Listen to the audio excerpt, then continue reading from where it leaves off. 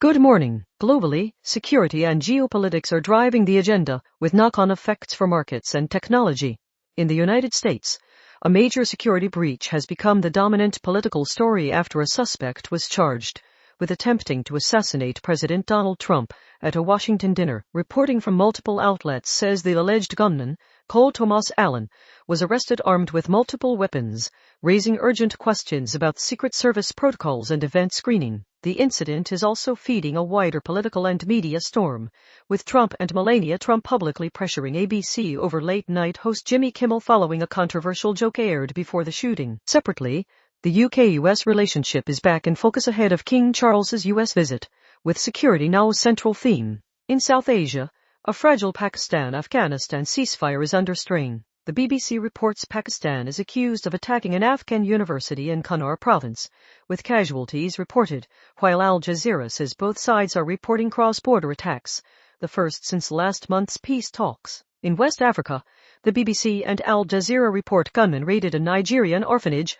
and kidnapped 23 children, underscoring the region's persistent insecurity and the use of mass kidnapping for ransom. On the global economy and conflict linkages, the Financial Times reports German Chancellor Friedrich Merz says the US is being humiliated by Iran, arguing an ill-prepared war is hurting Europe's largest economy. The FT also reports Russian forces were defeated in a Saharan stronghold after coordinated attacks, forcing Mali's Moscow-backed regime to abandon a key city, a reminder that proxy dynamics and security vacuums continue to reshape trade routes and resource politics. The FT further flags strains in alliances, asking whether Europe and America are headed for divorce as U.S. military commitment to Europe phrase. On artificial intelligence and the technological revolution, internal pressure on big tech is rising. The Financial Times reports more than 560 Google employees have urged CEO Sundar Pichai to block U.S. military use of the company's AI, following a Pentagon clash with Anthropic. That adds to the broader trend of workforce activism shaping AI policy and procurement. Separately,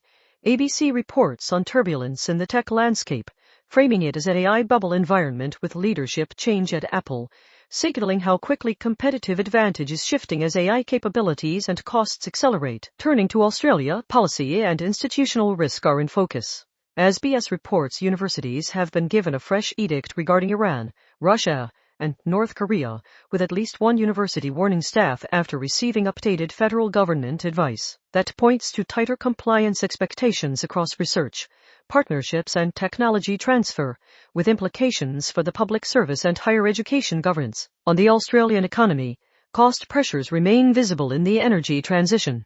ABC reports one of the Great Barrier Reef's major tourism operators says fuel costs have more than doubled, forcing a rethink on how an iconic tropical island is powered. It's a concrete example of how energy price volatility is hitting regional operators and accelerating interest in alternative power systems. In competition and regulation, ABC reports health insurer Bupa has been accused of anti-competitive behavior, with leaked contracts allegedly imposing restrictive conditions on smaller private hospitals. If regulators engage, this could become a significant test case for market power in private healthcare. On housing and living standards, SBS profiles older Australians struggling in the housing crisis, highlighting that while baby boomers still dominate ownership, the rate has fallen and some are being pushed into alternative arrangements. The Sydney Morning Herald also reports research suggesting younger Australians may still prosper over their lifetimes, but with delayed gains, reinforcing the theme of intergenerational timing rather than outright decline. No specific Australian share market moves are cited in today's material, but the dominant drivers to watch are geopolitics, AI governance, and domestic cost and competition pressures.